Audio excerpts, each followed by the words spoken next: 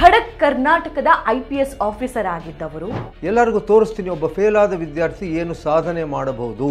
ಅದನ್ನು ಒಂದು ಕೇಸು ನೀವು ಸಾಲ್ವ್ ಮಾಡಿದ್ರೆ ಜೀವಮಾನ ಪರ್ಯಂತ ಅವರು ನಿಮ್ಮನ್ನು ನೆನೆಸ್ಕೋತಾರೆ. ಹೌದು.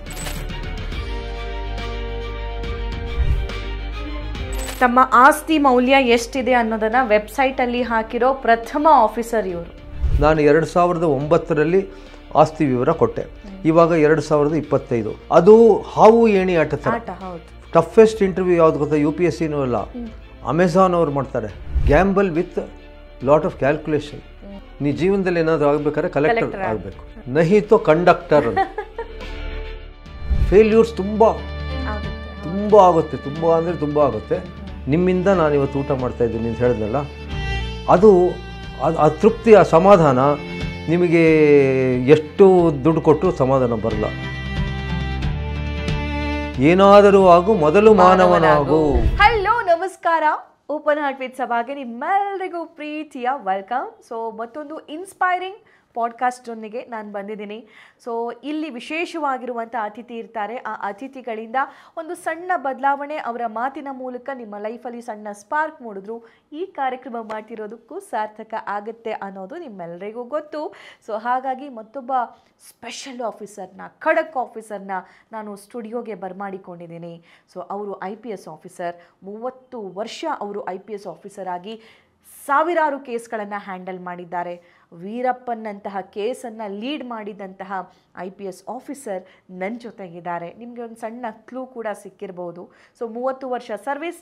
ಆಫ್ಟರ್ ರಿಟೈರ್ಮೆಂಟ್ 6 ವರ್ಷ UPSC ಇಂಟರ್ವ್ಯೂ ಬೋರ್ಡ್ನ ಮೆಂಬರ್ ಆಗಿದ್ದಾರೆ ಇವರು.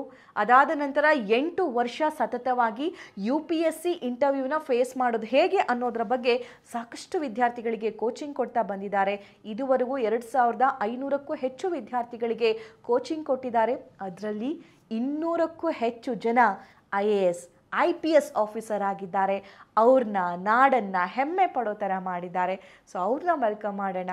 ಅವರೇ doctor DV Guruprasad sir. Sir ನಮಸ್ಕಾರ, ಕಾರ್ಯಕ್ರಮಕ್ಕೆ ಸ್ವಾಗತ. ವೆರಿ ವೆರಿ ವೆರಿ ಹ್ಯಾಪಿ ನೀವು ಇಷ್ಟು ಬ್ಯುಸಿ ಸ್ಕೆಡ್ಯೂಲಲ್ಲಿ ಒಂದು ಸ್ವಲ್ಪ ಟೈಮ್ ನನಗೆ ಕೊಟ್ರಿ. ಖಂಡಿತ. ಯಾಕೆಂದರೆ ನನಗೆ ಯಾವಾಗಲೂ ವಿದ್ಯಾರ್ಥಿಗಳ ಜೊತೆ ಇರ್ತೀನಿ. ಏನಾದರೂ ಸಾಧನೆ ಮಾಡಬೇಕು ಅನ್ನೋರಿಗೆ, ಅಥವಾ ನಾವೆಲ್ಲ ಫೇಲ್ ಆಗಿಬಿಟ್ವಲ್ಲ ಅಂಥೇಳಿ ಖಿನ್ನರಾದಂಥ ವಿದ್ಯಾರ್ಥಿಗಳ ಕಂಡ್ರೆ ನನಗೆ ಅವ್ರಿಗೆ ಇನ್ಸ್ಪೈರ್ ಮಾಡಬೇಕು ಅಂತ ನಾನು ಕರ್ನಾಟಕಕ್ಕೆ, ಇಡೀ ಇಂಡಿಯಾದಲ್ಲೇ ಸುತ್ತೀನಿ. ಹಾಗಾಗಿ ನೀವು ಕರೆದಿದ ತಕ್ಷಣ ನಾನು ಹಿಂದೆ ಮುಂದೆ ನೋಡದೆ ಬರ್ತೀನಿ ಅಂತ ಒಪ್ಕೊಂಡೆ. ಯಾಕೆಂದರೆ ನನ್ನ ಇವತ್ತಿನ ಕಾರ್ಯಕ್ರಮದಿಂದ ಒಬ್ಬರಲ್ಲಾದರೂ ಸ್ಪಾರ್ಕ್ ಬಂದುಬಿಟ್ರೆ ಮುಗಿದೋಯ್ತು. ಅಲ್ಲಿವರೆಗೆ ನನ್ನದು ಸಾರ್ಥಕ ಅಂತ ಅನ್ಕೋತೀನಿ. House it sir? ನಾನು ಓಪನ್ ಹಾರ್ಟ್ ವಿತ್ ಸಭಾ ಕಾರ್ಯಕ್ರಮ ಸ್ಟಾರ್ಟ್ ಮಾಡಿದ್ದೆ ಅಲ್ಲಿಂದ. ಡೆಫಿನೆಟ್ಲಿ ಈ ಪಾಡ್ಕಾಸ್ಟಲ್ಲಿ ಬೇರೆ ಬೇರೆ ಅತಿಥಿಗಳು ಭಾಗಿಯಾಗ್ತಾರೆ, ಜಾಯಿನ್ ಆಗ್ತಾರೆ, ಮಾತಾಡ್ತಾರೆ. ಬಟ್ ಅವ್ರ ಮಾತಿಂದ ಯಾರ್ದೋ ಒಂದು ಲೈಫ್ ಸಣ್ಣ ಬದಲಾವಣೆ ಆಗುತ್ತೆ ಅನ್ನೋದು ನನಗೆ ತುಂಬ ಇನ್ಸ್ಪೈರ್ ಅಂತ ಅನ್ನಿಸ್ತು. ಅಂಥದ್ರಲ್ಲೂ ನಿಮ್ಮಂಥವ್ರು ಇಂಟರ್ವ್ಯೂ ಮಾಡ್ತಿದ್ದೀನಲ್ಲ, I am really very grateful. Sir, ನಿಮ್ಮ ಬಗ್ಗೆ ಯಾರಿಗೆ ಗೊತ್ತಿಲ್ಲ ಹೇಳಿ? ಎಲ್ರಿಗಂದರೆ ಎಲ್ರಿಗೂ ಗೊತ್ತು. ಈಗಿನ ಜನ್ರೇಷನ್ನವ್ರಿಗೂ ಗೊತ್ತು. ಈಗಿನ ಜನ್ರೇಷನ್, ಈಗಿನ ಜೆನ್ಸಿಗಳಿಗೆ ನೀವು ಗೊತ್ತಾಗ್ತಾ ಇರೋದು ಸಿವಿಲ್ ಸರ್ವಿಸ್ ಎಕ್ಸಾಮಿನೇಷನ್ ಫೇಸ್ ಮಾಡೋದು ಹೇಗೆ ಅನ್ನೋ ಹಲವಾರು ಕೋಚಿಂಗ್ಗಳಿಂದ ಅಥವಾ ಹಲವಾರು ಲೆಕ್ಚರ್ಸ್ಗಳಿಂದ. ಸೊ ಅದಕ್ಕಿಂತ ಮುಂಚೆ ನಿಮ್ಮ ಬಗ್ಗೆ ನೀವೇನು ಹೇಳಕ್ಕೆ ಇಷ್ಟಪಡ್ತೀರಿ? Who is doctor DVG? Doctor DVG ಒಬ್ಬ ಸಾಧಾರಣ ಮಧ್ಯಮ ವರ್ಗದ ಕುಟುಂಬದಿಂದ ಬಂದ, ಅಥವಾ ಬಡ ಕುಟುಂಬ ಅಂತಲೇ ಹೇಳ್ಬೋದು, ಆ ಕುಟುಂಬದಿಂದ ಬಂದ ಒಬ್ಬ ವ್ಯಕ್ತಿ. ಇಲ್ಲೇ ಈ ಸ್ಟುಡಿಯೋ ಏನಿದೆ, ಇಲ್ಲೇ ಇದರ 100 ಮೀಟರ್ ದೂರದಲ್ಲಿರುವಂಥ ಶಾಲೆಯಲ್ಲಿ ಓದಿದ್ದು. ನಮ್ಮ ಮನೆ ಇಲ್ಲಿಂದ 200 ಮೀಟರ್ ದೂರ. ಬೆಂಗಳೂರಿನ ಮಲ್ಲೇಶ್ವರಂ ನಿವಾಸಿ. ಶಾಲೆಯಲ್ಲಿ ನಾನು ಬಹಳ ತುಂಟ ಹುಡುಗ ಆಗಿದ್ದೆ. ಶಾಲೆಯಲ್ಲಿ ನಾನು ಬ್ರೈಟ್ ವಿದ್ಯಾರ್ಥಿ ಆಗಿರಲಿಲ್ಲ. ನನ್ನ ತಂಗಿ ಭಾಳ ಬ್ರೈಟ್ ವಿದ್ಯಾರ್ಥಿನಿ ಆಗಿದ್ಲು. ಅವಳೆಲ್ಲ ಫಸ್ಟ್ ರ್ಯಾಂಕ್ ತೊಗೋತಿದ್ಲು, ನಾನು 35, 36 ಆ ಥರನೇ. ನಾನು ಹೈಸ್ಕೂಲ್ಗೆ ಹೋದೆ, ಅಲ್ಲೂ ಉತ್ತಮ ಮಾರ್ಕ್ಸ್ ಕಳಿಸ್ಲಿಲ್ಲ. ಎಂಜಿನಿಯರಿಂಗ್ ಮಾಡಬೇಕು ಅಂತ ನಮ್ಮ ಅಪ್ಪ ಅಮ್ಮ ಹೇಳಿದ್ರು, ನಾನು ಎಂಜಿನಿಯರ್ ಆಗಲಿಲ್ಲ. ಯಾಕೆಂದ್ರೆ ನನಗೆ ಇಂಟ್ರೆಸ್ಟ್ ಇಲ್ಲ. ನಾನು ಬರವಣಿಗೆ ಮಾಡಬೇಕು ಅಂತ ಇಂಟ್ರೆಸ್ಟ್ ಇತ್ತು, ನಿಮ್ಮ ಹಾಗೆ ಜರ್ನಲಿಸ್ಟ್ ಆಗಬೇಕು ಅಂತ ಇಂಟ್ರೆಸ್ಟ್ ಇತ್ತು. ಹಾಗಾಗಿ ಆ ಫೀಲ್ಡ್ಗೆ ಹೋಗಬೇಕು ಅಂದ್ಕೊಂಡೆ. ಬಲವಂತ ಅಂತ ಮಾಡಿ BScಗೆ ಸೇರಿಸಿದ್ರು. BScಲಿ ಫಸ್ಟ್ ಇಯರ್ BSc ಫಸ್ಟ್ ಅಟೆಂಪ್ಟಲ್ಲಿ ಪಾಸಾದೆ. ಸೆಕೆಂಡ್ ಇಯರ್ ಸೆಕೆಂಡ್ ಅಟೆಂಪ್ಟಲ್ಲಿ ಪಾಸಾದೆ. ಥರ್ಡ್ ಇಯರ್ 3ನೇ ಅಟೆಂಪ್ಟ್ 1 ವರ್ಷ ಫೇಲ್ ಆದೆ. ಫೇಲ್ ಆದ ಮೇಲೆ ನಾನು ನನಗಿಷ್ಟವಾದ MA ಇಂಗ್ಲೀಷ್ ಸಾಹಿತ್ಯ ಅದು ಓದಬೇಕು ಅಂತ ಆಸೆ ಆಯಿತು. ಅದನ್ನು ಓದಿದೆ. ಅದಾದ ನಂತರ UPSC ಪರೀಕ್ಷೆ ಬರಿ ಅಂತ ಹೇಳಿದ್ರು ನಮ್ಮ ಮನೇಲಿ.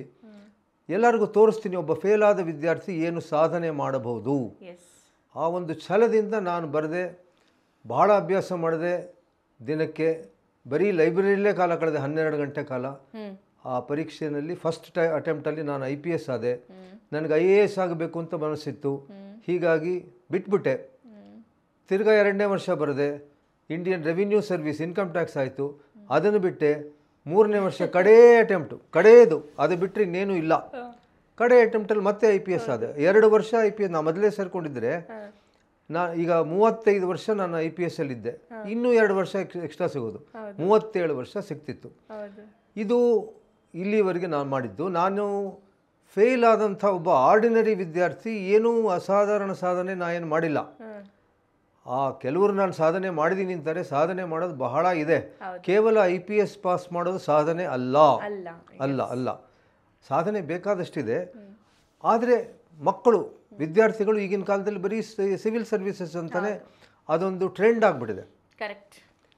ಕಳೆದ ವರ್ಷ 10.3 ಲಕ್ಷ ವಿದ್ಯಾರ್ಥಿಗಳು ಎಕ್ಸಾಮ್ ಅಪ್ಲೈ ಮಾಡಿದ್ರು. 50% ಬರಲೇ ಇಲ್ಲ, ಹೆದರ್ಕೊಂಡಾಯಿತು. 5 ಲಕ್ಷ ಚಿಲ್ಲರೆ ಬಂದರು.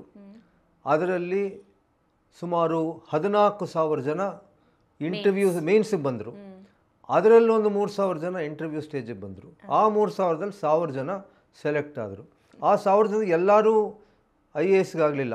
ಒಂದು 100 ಜನ IAS, ಒಂದು 20 ಜನ IFS ಇತ್ಯಾದಿ. ಕೆಲವರಿಗೆ ಬರೀ IAS ತಗೋಬೇಕು ಅಂತ ಆಸೆ. ಅವ್ರು 1 ಅಲ್ಲ 2 ಅಲ್ಲ 3 ಅಲ್ಲ 4 ಅಲ್ಲ ಬರೀತಾರೆ, ಎಕ್ಸಾಮ್ ಬರೀತಾರೆ.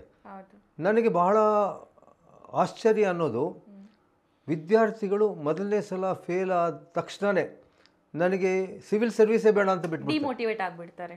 ಅದು ಆಗೋಕ್ಕೆ ಮಾಡಬಾರ್ದು. ಸಿವಿಲ್ ಸರ್ವಿಸ್ ತುಂಬ ಕಷ್ಟದ ಪರೀಕ್ಷೆ.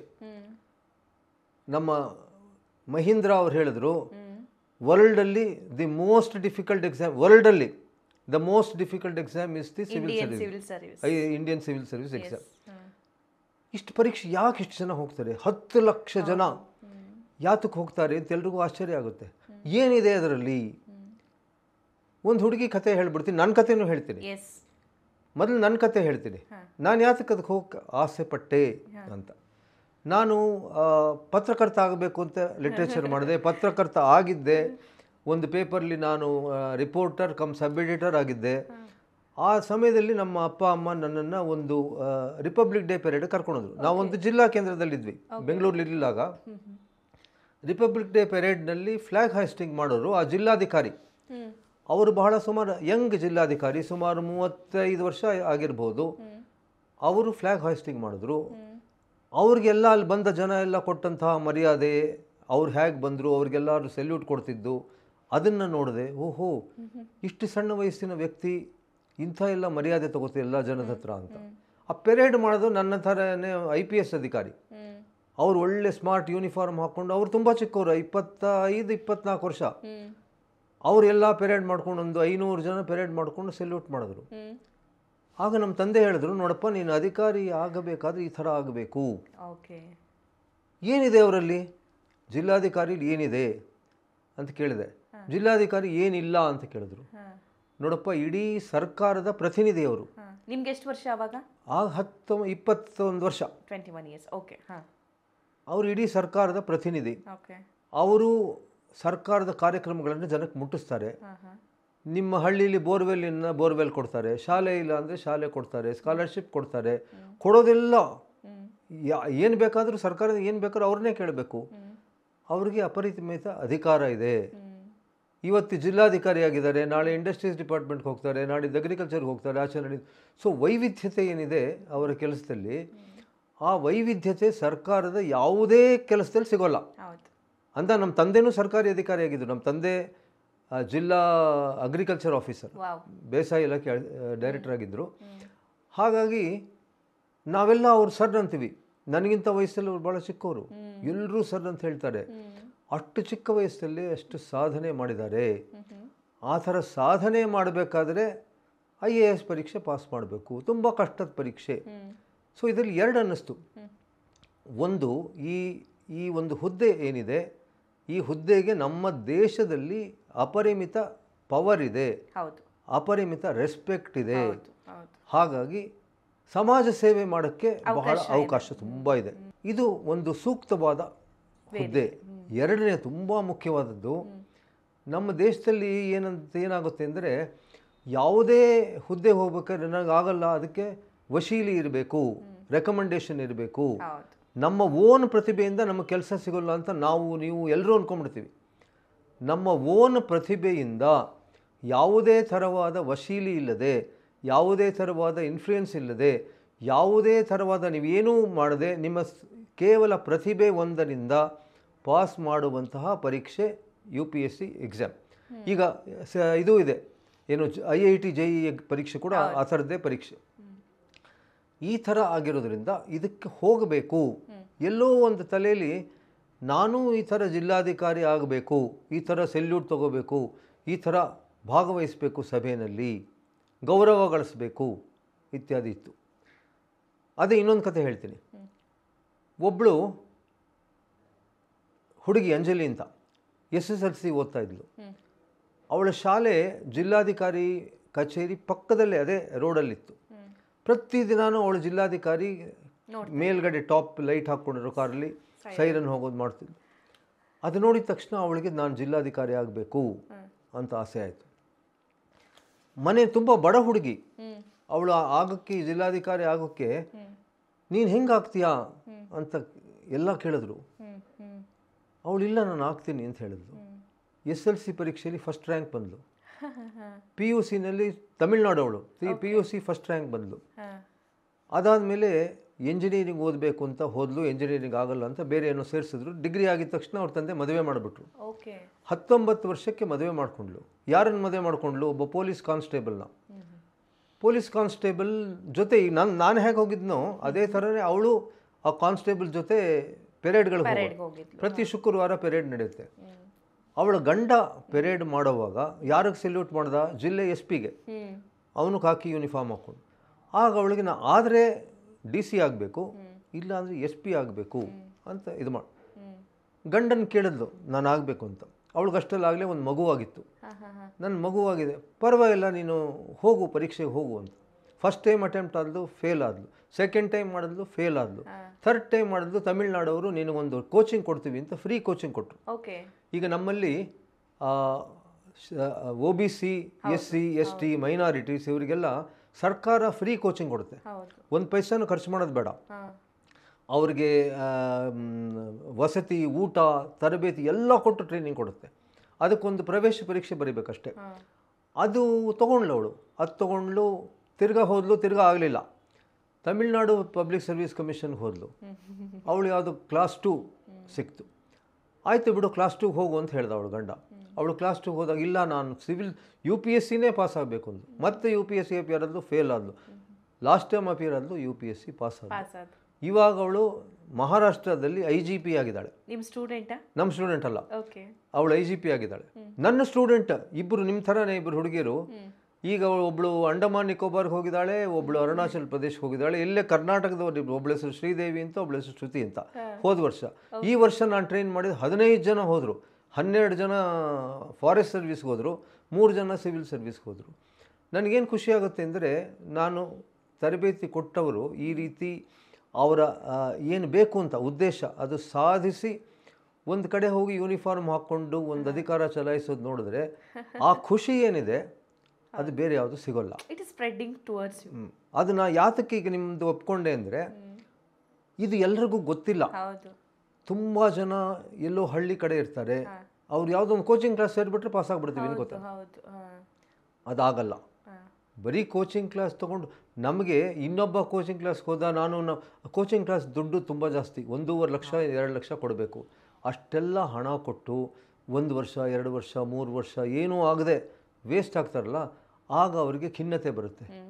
ಅವ್ರಿಗೆ ಯಾಕಪ್ಪ ನಾವು ಹೋದೆ, ಬೇರೆ ಏನಾದರೂ ಕೆಲಸ ಮಾಡಿದ್ವಿ, ಏನಾದರೂ ಒಂದು 30,000 40,000 ಸಂಬಳ ಬರೋದು. ಈಗ ಇದೂ ಇಲ್ಲ ಅದೂ ಇಲ್ಲ, ವಯಸ್ಸು ಜಾಸ್ತಿ ಆಗಿಬಿಡುತ್ತೆ.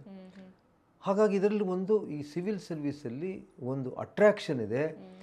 ನಾನು UPSC, ನೀವು ಹೇಳಿದಲ್ಲ ಈಗ ಮಾತಾಡುವಾಗ ಇಂಟರ್ವ್ಯೂ ಬೋರ್ಡಲ್ಲಿದ್ದೆ ಅಂತ.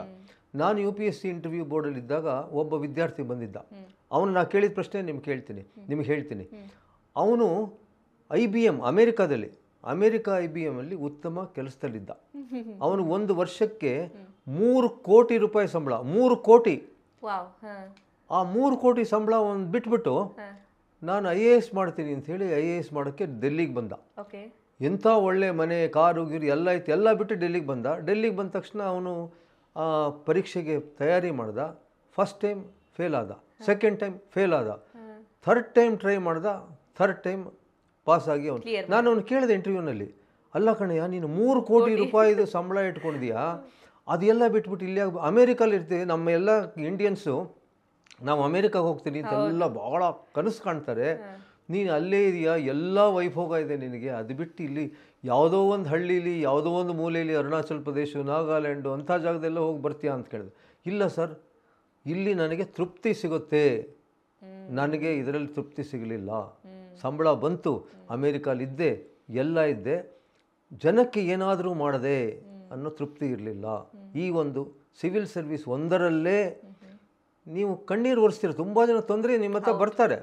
ನಾನು ಪೊಲೀಸ್ ಆಫೀಸರ್ ಆಗಿದ್ದಾಗ 100 ಜನ ನಮ್ಮ ಮನೇಲಿ ಕಳ್ತನ ಆಯಿತು, ನಮಗೆ ಮೋಸ ಮಾಡಿದ್ರು, ಈ ಇದ್ರದ್ದು ಮೋಸ ಆಗುತ್ತಲ್ಲ, ತುಂಬ ಫ್ರಾಡ್ಗಳು ತುಂಬ ಆಯಿತು, ನಮ್ಮದೆಲ್ಲ ಸಂಬಳ ಹೊಟ್ಟೋಯ್ತು, ನಮ್ಮ ಆಸ್ತಿ ಹೊಟ್ಟೋಯ್ತು, ನಮ್ಮ ಮಗ ನಮ್ಗೆ ಮೋಸ ಮಾಡಿದ, ಇನ್ನೊಂದು ಕೊಲೆ ಆಯಿತು ಇತ್ಯಾದಿ ಬರ್ತಾರೆ. ಅದನ್ನು ಒಂದು ಕೇಸು ನೀವು ಸಾಲ್ವ್ ಮಾಡಿದ್ರೆ ಜೀವಮಾನ ಪರ್ಯಂತ ಅವರು ನಿಮ್ಮನ್ನು ನೆನೆಸ್ಕೋತಾರೆ. ಆ ಒಂದು ನಿಮಗೆ ನಮ್ಮಲ್ಲಿ ಉರ್ದುನಲ್ಲಿ ದುವಾ ಅಂತ ಕರೀತಾರೆ, ದುವಾ. ಇನ್ನೊಬ್ಬರಿಗೆ ಅದನ್ನೊಂದು ಒಳ್ಳೇದಾಗಲಿ ಇವರಿಗೆ ಪ್ರಾರ್ಥನೆ, ಆ ಪ್ರಾರ್ಥನೆ ಮಾಡ್ತಾರಲ್ಲ ಅದು ಸ್ಯಾಟಿಸ್ಫ್ಯಾಕ್ಷನ್, ದುಡ್ಡಿರೋ ಸ್ಯಾಟಿಸ್ಫ್ಯಾಕ್ಷನ್ ಅಲ್ಲ. ಹೀಗಿದ್ದರೆ ಮಾತ್ರ ಈ ಒಂದು ಸರ್ವಿಸಿಗೆ ಹೋಗಬೇಕು. ಇದು ಬಹಳ ಒಳ್ಳೆ ಸರ್ವಿಸ್ಸು, ಬಹಳ ಒಳ್ಳೆ ಜನಕ್ಕೆ ಒಳ್ಳೇದು ಮಾಡಬೇಕು ಅಂದರೆ ಒಳ್ಳೇದು ಮಾಡಬಹುದು. ಆದರೆ ಕೆಲವರು ಒಳ್ಳೇದು ಮಾಡೋದು ಬಿಟ್ಟು ಬರೀ ಹಣ ಮಾಡೋಕ್ಕೆ ಅಂತ ಬರ್ತಾರೆ ಸರ್ವಿಸ್. ಅದು ತುಂಬ ಬಹಳ ದುಃಖ ಆಗುತ್ತೆ. ಕೆಲವರು ಬರೀ ಹಣ ಮಾಡಬೇಕು, ಅಧಿಕಾರ ಮಾಡಬೇಕು ಅಂಥೇಳಿ ಈ ಸರ್ವಿಸಿಗೆ ಬರೋದ್ರಿಂದ ಸರ್ವಿಸ್ ಕೆಟ್ಟ ಹೆಸರು ಬರ್ತಾ ಇದೆ. ಸರ್, ನೀವು ಈ ವಿಷಯ ಹೇಳಿದ್ರಿಂದ ನಾನು ಮತ್ತೊಂದು ಪ್ರಸ್ತಾಪ ಮಾಡಲೇಬೇಕು ಸರ್ ಬಗ್ಗೆ. ಏನು ಅಂತಂದರೆ, ಇಂಡಿಯಾದಲ್ಲಿ ತಮ್ಮ ಆಸ್ತಿ ಮೌಲ್ಯ ಎಷ್ಟಿದೆ ಅನ್ನೋದನ್ನು ವೆಬ್ಸೈಟಲ್ಲಿ ಹಾಕಿರೋ ಪ್ರಥಮ ಆಫೀಸರ್ ಇವರು. ಕರೆಕ್ಟ್. ಓಕೆ, ಪ್ರಥಮ ಆಫೀಸರ್. ಇಮ್ಯಾಜಿನ್, ಒಂದು ಸಣ್ಣ ಹುದ್ದೆಯಲ್ಲಿರ್ತಾರೆ, ಅವ್ರ ಸಂಬಳಗಿಂತ ಗಿಂಬಳನೇ ಜಾಸ್ತಿ ಆಗೋಗುತ್ತೆ. ಅವ್ರ ಲೈಫ್ ಸ್ಟೈಲಿಂದನೇ ಗೊತ್ತಾಗುತ್ತೆ ಅವ್ರು ಹೇಗಿರ್ತಾರೆ, ಯಾವ ಕಾರ್ ಬಳಸ್ತಾರೆ, ಯಾವ ವಸ್ತು ಬಳಸ್ತಾರೆ, ಎಷ್ಟು ಒಡವೆ ಹಾಕ್ಕೊಂಡಿದ್ದಾರೆ ಅನ್ನೋದ್ರ ಮೇಲೇ ಗೊತ್ತಾಗುತ್ತೆ. But look at him, how simple he is. Actually ನೀವು ತುಂಬ ಜನರನ್ನ ಅಡ್ಮೈರ್ ಮಾಡ್ತೀರಾ ಸರ್, ನಿಮ್ಮ ಬಗ್ಗೆನೇ ಒಂದು ಇಡೀ ಪಾಡ್ಕಾಸ್ಟ್ ಮಾಡಬೇಕು. ಬಟ್ ನಾನು ಅದಕ್ಕೆ ಕೇಳಿದೆ, ಆದರೆ ಇಲ್ಲ, ನನ್ನ ಇಂಟೆನ್ಷನ್ ಸ್ಟೂಡೆಂಟ್ನ ರೀಚ್ ಆಗಬೇಕು ಅಂತ ನೀವು ಹೇಳಿದ್ರಿ. ಸೊ ನಾನು ಅದನ್ನು ತುಂಬ ರೆಸ್ಪೆಕ್ಟ್ ಮಾಡಿ ನಿಮ್ಮ ವೇಯಲ್ಲೇ ಹೋಗ್ತೀನಿ. Let start. What is civil service examination? ನನಗೆ ಗೊತ್ತಿರೋ ಥರ, ಅಂದರೆ ನಾನು ಓದ್ತಾ ಆಮೇಲೆ ತಿಳಿದೆ. When I was in school I thought civil service ಅಥವಾ UPSC ಎಕ್ಸಾಮ್ಸ್ ಅಂತಂದರೆ ಒಂದು IAS ಇಲ್ಲ IPS ಅಷ್ಟೇನಾ?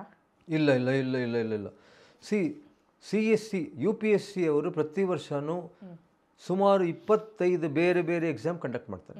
25 ಬೇರೆ ಬೇರೆ. ಅದರಲ್ಲಿ ಮುಖ್ಯವಾದ ಪರೀಕ್ಷೆ ಸಿವಿಲ್ ಸರ್ವಿಸ್ ಎಕ್ಸಾಮಿನೇಷನ್.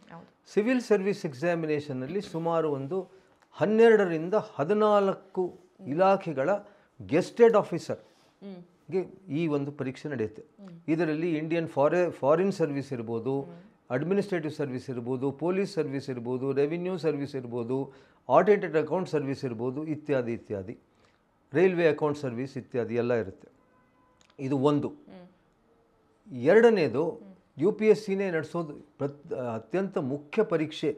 ನಮ್ಮ ಸಿವಿಲ್ ಸರ್ವಿಸ್ ಹೋಗೋರು ಅದಕ್ಕೂ ಹೋಗ್ತಾರೆ. ಅದರ ಹೆಸರು ಇಂಡಿಯನ್ ಫಾರೆಸ್ಟ್ ಸರ್ವಿಸ್. ಆ ಫಾರೆಸ್ಟ್ ಸರ್ವಿಸ್ ಎಕ್ಸಾಮ್ಗೆ ಹೋಗಬೇಕಾದ್ರೆ ನೀವು ಸೈನ್ಸ್ ಬ್ಯಾಕ್ಗ್ರೌಂಡ್ ಇರಬೇಕು, ಇಲ್ಲ ಇಂಜಿನಿಯರಿಂಗ್ ಬ್ಯಾಕ್ಗ್ರೌಂಡ್ ಇರಬೇಕು. ನಮಗೆ ಬರೀ ಇದು BA ಅಥವಾ MA ಆದವ್ರಿಗೆ ಆಗಲ್ಲ. ಇದು ಎರಡನೇ ಎಕ್ಸಾಮ್. ಮೂರನೇ exam central armed police force ಅಂತ, CAPF ಅಂತಿದೆ. ಅಂದರೆ ನಮ್ಮಲ್ಲಿ ಬೇಕಾದಷ್ಟು ಆರ್ಮ್ಡ್ ಪೊಲೀಸ್ ಇದೆ. ಅದರಲ್ಲಿ BSF ಇದೆ, CRPF ಇದೆ, CISF ಇದೆ, SSB ಇದೆ, ಇತ್ಯಾದಿ ಇತ್ಯಾದಿ. ಆ ಎಲ್ಲ ಪೊಲೀಸ್ ದಳಗಳ ಅಸಿಸ್ಟೆಂಟ್ ಕಮಾಂಡೆಂಟ್ ಅಂದರೆ ಗೆಸ್ಟೆಡ್ ಆಫೀಸರ್ಗೆ ಅಂತೇಳಿ ಅದೇ ಬೇರೆ ಪರೀಕ್ಷೆ ಇದೆ. ಆ ಪರೀಕ್ಷೆನೂ UPSC ಥರನೇ ಇರ್ತದೆ. ಅದು ಇಷ್ಟೇ ಕಷ್ಟದ್ದು, ಜನ ಕಡಿಮೆ ಇರ್ತಾರೆ ಅದರಲ್ಲಿ. ಅದಾದಮೇಲೆ ನ್ಯಾಷನಲ್ ಡಿಫೆನ್ಸ್ ಅಕಾಡೆಮಿ NDAಗೆ ಎಕ್ಸಾಮ್ ನಡೆಸ್ತಾರೆ. ಇಂಡಿಯನ್ ಎಕನಾಮಿಕ್ ಸರ್ವಿಸಿಗೆ ಎಕ್ಸಾಮ್ ನಡೆಸ್ತಾರೆ. ಮೆಡಿಕಲ್ ಸರ್ವಿಸಿಗೆ ನಡೆಸ್ತಾರೆ. ಡಾಕ್ಟರ್ಗಳಿಗೆ ಬೇರೆ, ಎಕಾನಮಿಸ್ಟ್ಗೆ ಬೇರೆ, ಫಾರೆಸ್ಟ್ಗೆ ಬೇರೆ. ಈ ಥರ UPSC ಎನ್ನುವ ಒಂದು ಆರ್ಗನೈಸೇಷನ್ ವಿವಿಧ ಪರೀಕ್ಷೆಗಳಿಗೆ ವಿವಿಧ ಹುದ್ದೆಗಳಿಗೆ ಎಕ್ಸಾಮ್ ನಡೆಸುತ್ತೆ. ಆದರೆ ಮೇನ್ UPSC ಅಂದ ತಕ್ಷಣ ನಮಗೆ ಗೊತ್ತಾಗೋದು only CSE, civil service examination.